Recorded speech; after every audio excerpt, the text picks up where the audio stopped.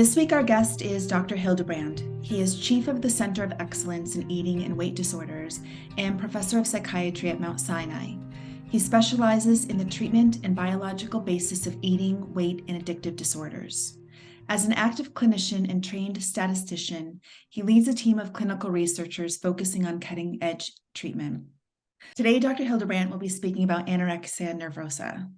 It is a pleasure to have you on the program. Thank you so much for being here and talking about this very important topic. Thank you for having me. It's a pleasure to be here as well. Can you tell us about your current research on the broad anxiety-focused intervention for anorexia nervosa? So broad anxiety, it's actually, we came to it, I think how we come by most of our good ideas, which is just by sort of listening to our patients and trying to help understand what gets in the way of their pathway to recovery. And the idea that anxiety in of itself is one of the obstacles that one must overcome in order to learn how to have that balanced relationship with eating in order to achieve recovery. And kind of thinking about what that anxiety means for those individuals, we looked to the literature and asked ourselves the question, is fear really the anxiety that's most present? And I think most traditional ways of thinking of anxiety, we think of specifically that fear-based model, that model where if you get threatened by something, your nervous system gets really active and you get afraid. And there's no doubt that that's present for sure in individuals who suffer with these problems, but it's actually more nuanced than that. And I think this is where the idea of broad anxiety was born. And so thinking about, well, if this is the case, right, if you're really afraid of something and you confront it and you learn that the thing that the worst case scenario doesn't actually happen, you create a new memory that says, oh, this is safe. And that helps reduce that anxiety going forward. So you're not as afraid and you can approach it. So if you're afraid of a dog and you're afraid it's going to bite your hand, and then you go up to a puppy and it licks your hand and you have a positive memory, that memory inhibits the next time you see a dog and the next time you see a dog. And that's how that kind of learning based off of fear really works. Really, we can think of anxiety as a broader umbrella of emotions that includes fear, worry, and disgust. And I think of those types of anxiety, disgust was the least understood, particularly as it related to the symptoms of anorexia. The evidence suggested, at least physiologically, that our patients were experiencing disgust when they anticipated or made associations between food and their own eating. Now, we think that kind of generalizes more broadly to self-disgust and the feeling of disgust about one's body, but at least our initial research was focused just on this sort of the eating model. On the other side of that kind of anxiety spectrum was this idea of worry. And worry is kind of an anxious emotion that doesn't have the same kind of arousal that fear does. You don't have that same kind of, it really tends to be much more cognitive, and it really kind of prepares your body for this future-oriented kind of threat that's out there. And so it brings with it a lot of tension, but not that same kind of like, I'm going to jump out of my skin kind of anxiety. And worry has this really close attachment to uncertainty. If I don't know what is out in the world that could harm me, I have to prepare myself. And so that connection, we also heard predominantly from our patients. So we actually heard very little about fear and much more about worry and disgust, even though all three were definitely part of the picture. And so we said, well, instead of developing our treatment based off of fear alone, which is what most kind of classic anxiety, really effective treatments for OCD and specific phobia, social phobia, those are really based on this idea of tackling exposure or using exposure to tackle that kind of fear. We decided to take a broader perspective and approach it as, well, what if disgust is really that main obstacle between you and being able to eat enough to sustain yourself? And that took us in the direction of learning, well, how do you overcome disgust if it's not this same thing? What happens when you're exposed to something you're disgusted by? And we thought this is kind of what the challenge is with refeeding. It's that idea of like, I might not. What if I don't have that experience where now I really enjoy eating, but I got to learn how to do it anyway. I got to learn how to tolerate it. And that took us in the direction of developing a treatment specifically for refeeding that targets that disgust.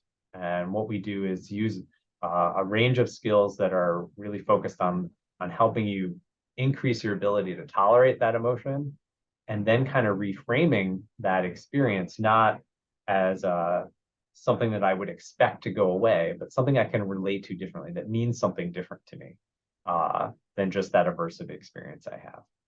And in the process of doing that, we've tested it now in a pilot trial, and the evidence suggests that it helps individuals achieve a sort of a greater degree of autonomous eating, self-initiated eating, if they use kind of these skills in that process than if we do classic family therapy. Now, both treatments achieve the same weight gain. So from that objective standard of just trying to get that nutritional rehabilitation, trying to get enough weight to get out of starvation state, both were equivalent. There was no difference. But one, we saw among our adolescents that those kids, they did much better at kind of initiating that eating. So that led us to kind of a broader type of treatment model where we're focused now on really kind of tailoring the family-based intervention based off of those types of anxiety. I feel like self-determination for any kind of treatment is going to have a better outcome because there's no external, I guess, stimuli that is the impetus for change. So if you can always find it within yourself, it's going to last. You can find a way, yeah. If you can find a way to flip that switch internally, to make it mean something different to you than outside control, it has the ability to sustain itself much longer, and it becomes much more resistant to kind of the stress and ebb and flow of life, right? All of the kinds of different stressors and challenges that we encounter. If you already have that self-initiated emotional kind of instinct or reflex, the durability of that change is much stronger than if I require an environmental control. Can you tell us a little bit about the distinction between various emotions involved in the experience of anorexia nervosa? Yeah, so I think there's a full range of emotional experience, right? That individuals encounter on their kind of journey, both in the process of being sick, but also particularly in recovery. And I think that the challenges of having to learn how to manage them and actually even sometimes leverage them to make change is important. And we actually think there's importance between the distinctions. And as we kind of tailor treatment, I think we have to understand that those treatments have different implications for how we might help someone overcome them. As I was mentioning with disgust, learning how to reframe, or as we talk about it, our jargon is kind of like rebrand. We have to rebrand that recovery process to not be the aversion, fat phobic kind of model that culture typically carries into something of strength and power and recovery, even self-confidence. And in doing that kind of rebranding, that's where we see that change. That's how one tolerates, particularly emotions that are closer to disgust. With fear, it's really about that exposure. I need to create a new memory that demonstrates the thing I was afraid of is actually safe. And once I have that safe memory, then I can approach it. Worry is about learning how to tolerate things that are uncertain. And how does one tolerate the world of uncertainty? Well, it's a good challenge. It's a good question. How do we do that? Most of us use our gut instinct, right? We use our instincts to kind of dictate how do we handle, is there a threat or is there not a threat in the future? And learning how to sort of cultivate that gut instinct and trust it actually helps you tolerate that uncertainty better. And so that you don't always have to plan every single detail and control each moment forward thinking, you can actually trust your experience in the moment more. And so we see kind of mindfulness-based interventions being helpful for that intolerance of uncertainty. So it sounds like the implications of your research will be used more in a clinical mental health setting, integrated with other healthcare professionals, dietitians, and so on. But primarily, this would be the work between a therapist and individuals. Yeah. So the intervention we developed is particularly, it's a family-based therapy model. So we teach this both to parents and their child. And similar to the kind of traditional family therapy model where parents play a role in refeeding, a primary role. In this case, we're teaching them how to do this kind of exposure, how to help coach their kid through those exposure exercises to be most impactful. And we have them actually go through that same kind of disgust learning process. We have them learn how to tolerate disgust themselves as a model for their child. Well, thank you so much for your time today. It's really informative and very important work. My pleasure. Anytime.